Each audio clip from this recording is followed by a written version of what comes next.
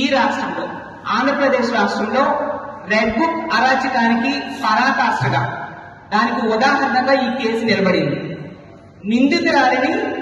నిందితుడిని వదిలేసి బాధితురాల్ని అరెస్ట్ చేయడం అంటే ఎంత దారుణం, ఎంత సిగ్గుచేటో అర్థం చేసుకోవచ్చు. అంత మహిళా వ్యతిరేక ప్రభుత్వం ఈ రోజు ఈ రాష్ట్రంలో నడుస్తూ ఉంది. అధికార దుర్వినియోగానికి పరాకాష్ఠ ఈ కేసు.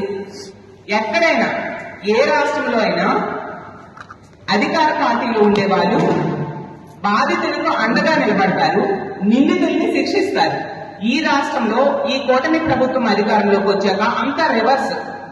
బాధితురాలిని అరెస్ట్ చేయడం అంట, దారుణంగా ఆమెకి రకరకాలుగా ఇబ్బంది పెట్టి ఇప్పుడు ఏకంగా ఆమె మీద కేసులు బనాయించి రిమాండ్ ఖైదీగా జైల్లో పెట్టేశారు. నిందితుడు మాత్రం దర్జాగా నెల రోజులుగా తిరుగుతూ ఉన్నాడు బయట సభ్య సమాజంలో. చూస్తే అతను సాక్షాత్తు శ్రీ శిశు సంక్షేమ శాఖ మంత్రి అయిన సంధ్యారాణి గారి పిఏ. ఆవిడ ఒక మహిళ, అలాగే శ్రీ శిశు సంక్షేమ శాఖకు మంత్రి. అలాంటి ఆవిడ బాధితురాలకు అండగా నిలబడాల్సింది పోయి పిఏని వెనకోసుకొస్తూ ఈ విధంగా వ్యవహరించడం ఎంతవరకు సమంజసం? ఈ కేసులో ప్రతి సందర్భంలో కూడా మనం చూస్తూ ఉన్నాము, పూర్తిగా మంత్రి గారి డైరెక్షన్ లో, ఆవిడ స్క్రీన్ ప్లే డైరెక్షన్ లో నడుస్తూ ఉండే పరిస్థితి పోలీసులు మనకు కనిపిస్తూ ఉంది. ఎందుకంటే ఈ బాధిత మహిళ 27వ తేదీన కంప్లైంట్ ఇచ్చాక మంత్రి గారు ఏమి చెప్పారో అదే మాటల్ని పోలీసులు చెప్పి ఈ మహిళను, బాధితురాలైన మహిళను అరెస్ట్ చేయడం జరిగింది. అంటే ఆవిడ చెప్పిందే పోలీసులు చేశారు తప్ప వాళ్ళు కొత్తగా విచారణ చేసింది ఎక్కడ కూడా ఏమీ మనకు కనిపించిన పరిస్థితి. అంటే మాకు అధికారం ఉంది, మేము ఏం చేసినా చెల్లుబాటు అవుతుంది అన్న టైప్ గా మంత్రి అలాగే మంత్రి పిఏ ఈ రోజు వ్యవహరిస్తూ ఉండే పరిస్థితి.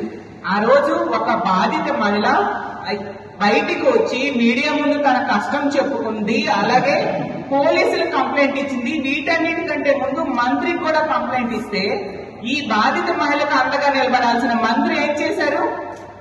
తన పిఏకి అండగా నిలబడ్డారు. నిజంగా సిగ్గు లేదా సంధ్యారాణి గారు నేను అడుగుతున్నాను. మీరు ఒక మహిళ అయ్యింది ఈ విధంగా వ్యవహరించడం ఎంతవరకు సమంజసం? అంటే ఈ రాష్ట్రంలో బాధించబడిన మహిళలు ధైర్యంగా బయటకు వచ్చి తమ కష్టం చెప్పుకునే హక్కు కూడా లేదా? రేపొద్దున ఏ మహిళ ఇలా బయటకు వస్తే మమ్మల్ని అరెస్ట్ చేస్తున్నారని భయపడి ఏ మహిళైనా బయటకు వచ్చి కంప్లైంట్ ఇచ్చే ధైర్యం చేస్తుందా? ఇంత అరాచకమా, ఇంత రెడ్ బుక్ రాజ్యాంగమా? పోలీసులు వాళ్ళు కాకి చొక్కాలు వేసుకోవట్లేదు, ఎల్లో చొక్కాలు వేసుకునే పరిస్థితి. ఎంత దారుణం! పచ్చ చొక్కాలు వేసుకొని ఈ రోజు తెలుగుదేశం పార్టీ అనుబంధ సంస్థలుగా ఈ రోజు ఆంధ్రప్రదేశ్ రాష్ట్రంలో పోలీసులు వ్యవహరిస్తూ ఉన్నారు. నిజంగా పోలీసులు ఈ వ్యవహారంలో సిగ్గుతో తలదించుకోవాలి. చాలా మంది సీనియర్ ఐపీఎస్లు ఉన్నారు, ముఖ్యంగా మహిళలు ఉన్నారు. మీరందరూ ఆలోచించండి, ఎటుపోతుంది మన రాష్ట్రం? ఇంత ఘోరంగా రెడ్ బుక్ రాజ్యాంగం అమలవుతూ ఉంటే అంబేద్కర్ రాజ్యాంగం పని చేయదా ఈ రాష్ట్రంలో? నేను అడుగుతూ ఉన్నాను.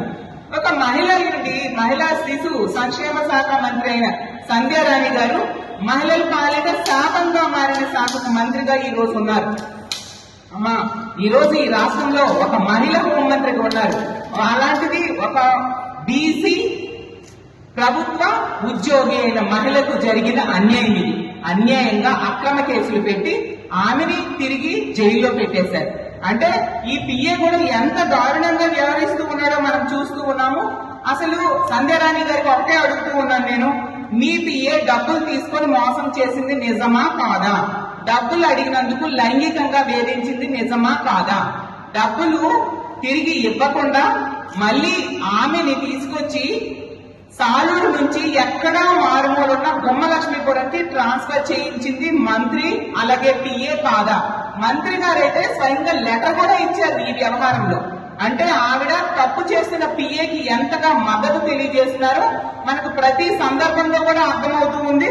అలాగే పిఏ అనే ఈ సతీష్ అనే వ్యక్తి నా దగ్గరే కాదు, తెలుగుదేశం పార్టీ నాయకుల దగ్గరికి కూడా మీరు లొంగిపోవడానికి రావాలి అని చెప్పి వేధించిన మాట నిజమా కాదా?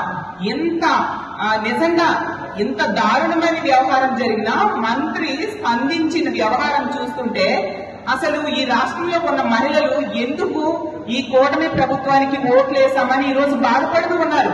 మీకు 164 సీట్లు ఇచ్చింది ఇలా కంప్లైంట్ ఇచ్చిన మహిళకు ఒక బాధితురాలకి తిరిగి అరెస్ట్ చేయడానిక? ఎక్కడైనా ఇలా ఉంటుందా? చంద్రబాబు నాయుడు గారు మాట్లాడితే చెప్తూ ఉన్నారు, నేను ముఖ్యమంత్రి అయ్యాను మా కూటమి ప్రభుత్వంలో మహిళల మీద ఎవరైనా కన్నెత్తి చూసినా చెయ్యి వేసినా అదే చివరి రోజు అనేసి. ఏంటి చంద్రబాబు నాయుడు గారు స్టేట్మెంట్స్ ఏనా? అది అమలులో ఉండవా?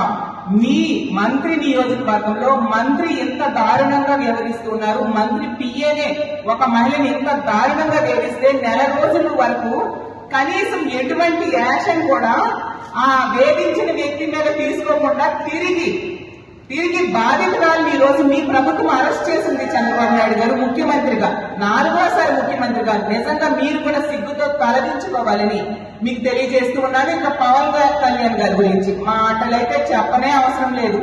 మాట్లాడితే ఎన్నో స్టేట్మెంట్స్ ఇస్తూ ఉంటారు.